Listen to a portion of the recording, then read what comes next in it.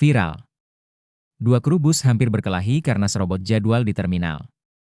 Aksi dua kru bus nyaris adu jotos di Terminal Caruban, Kecamatan Mejayan, Kabupaten Madiun, Jawa Timur, menjadi sorotan publik. Video berdurasi 1 menit 55 detik yang merekam kejadian tersebut viral di media sosial, tepatnya setelah direkam oleh salah satu penumpang bus lalu diunggah di medsos. Dalam video tersebut, tampak sejumlah orang mencoba memisahkan dua orang yang sedang bersih tegang.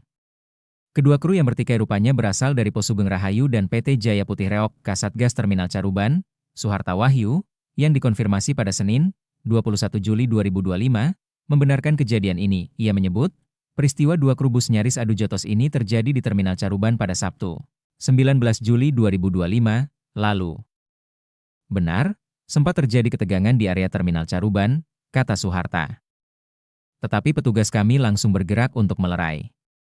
Dengan demikian, kejadian tidak semakin meluas, imbuhnya. Menurut Suharta, aksi ini bermula setelah terjadi salah paham di Terminal Tipe A Purabaya, Kota Madiun. Kondisi tersebut terjadi lantaran salah satu bus diduga tidak mematuhi aturan masuk terminal dan menyerobot jam. Suharta memastikan cekcok antar dua kru tersebut tidak berlanjut ke ranah hukum. Persoalan tersebut sudah diselesaikan secara kekeluargaan. Ia memastikan, tidak ada korban luka-luka dalam kejadian tersebut. Kedua bus juga langsung melanjutkan perjalanan ke Surabaya setelah berdamai. Jadi tidak ada korban. Dan kasus ini tidak sampai lapor ke polisi, ujar Suharta. Terkait adanya potongan video yang memperlihatkan kericuhan di lokasi lain, Suharta mengaku belum mengetahuinya, sebab kejadian tersebut berada di luar wilayah tanggung jawabnya. Suharta sudah mengingatkan seluruh kru dan operator bus untuk tetap mematuhi aturan operasional terminal. Salah satunya, bus wajib masuk terminal meski tanpa penumpang. Sebelumnya, kejadian seorang perwira TNI Angkatan Laut jadi korban pengeroyokan di terminal Arjosari, Kota Malang, Jawa Timur, juga viral di media sosial. Peristiwa yang terjadi pada Kamis, 26 Juni 2025, malam tersebut, terekam dalam video amatir ponsel. Dalam rekaman, terlihat korban memakai jaket biru dan membawa tas ransel. Ia mengalami luka parah di bagian kepala. Korban adalah Letda Abu Yamin, dari Satuan Polisi Militer Lantamal V Surabaya. Sedangkan pelaku pengeroyokan adalah sejumlah juru panggil penumpang, Jupang, di Terminal Arjosari, Kota Malang. Kepala Terminal Arjosari, Mega Perwira Donowati, membenarkan kejadian tersebut. Kejadiannya pada Kamis, 26 Juni 2025, sekitar pukul 19.30 WIB, ujarnya, Jumat, 27 Juni 2025. Awal mulanya karena cekcok, cuma penyebab cekcoknya karena apa, masih belum tahu. Imbuh Mega. Mega menjelaskan bahwa korban dikeroyok oleh sekitar 5 hingga 6 orang yang diduga merupakan juru panggil penumpang alias calo. Info sementara dari petugas di lapangan, kejadiannya berlangsung cepat dan korban dikeroyok 5-6 orang, kata Mega.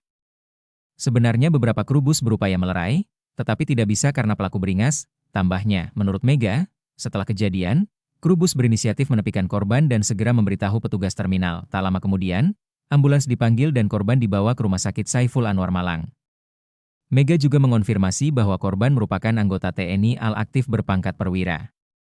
Ia benar, korban anggota TNI Al-Aktif dengan pangkat perwira.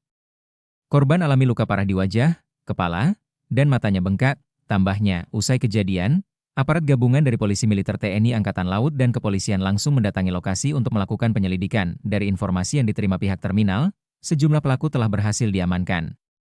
Dari informasi yang saya dapat, 3 pelaku sudah diamankan dan selanjutnya akan diserahkan ke polisi, kata Mega. Salah satu saksi mata berinisial L mengatakan, pengeroyokan terjadi di dekat jalur keberangkatan bus, sekitar pukul 18.40 waktu Indonesia Barat. Kejadiannya di dekat jalur keberangkatan bus, ujarnya saat ditemui tribunjatim.com, Jumat, 27 Juni 2025, Le yang saat itu berada di area tengah terminal, mendengar teriakan dan keributan, lalu segera menghampiri sumber suara. Ternyata, ada seorang pria berpakaian jaket warna biru dengan kondisi luka parah di kepala dan berlumuran darah. Saat itu, korban masih sadar lalu saya bawa masuk ke ruang tunggu terminal.